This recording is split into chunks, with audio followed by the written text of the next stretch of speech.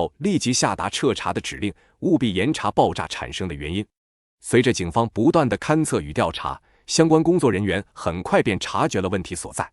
通过对火车站现场的爆炸残余检测，发现了硝酸铵、黑索金、TNT 以及二硝基重氮酚这类致爆的化学物质，很快便推测出此次事故是人有意而为之了。紧随其后的是，调查人员还检测出了一具可疑的男尸，相比于其他9位逝世旅客的创伤，很快便锁定了此人便是爆炸的源头。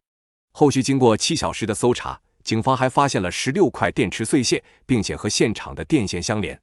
不由得推测出这场爆炸的是人为组建成，并且肇事者已经葬身在此次事故中。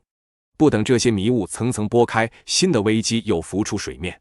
2封恐吓信分别被送入北京的公安局，信中的具体意思是要制造比北京火车站发生的特大爆炸还要大好几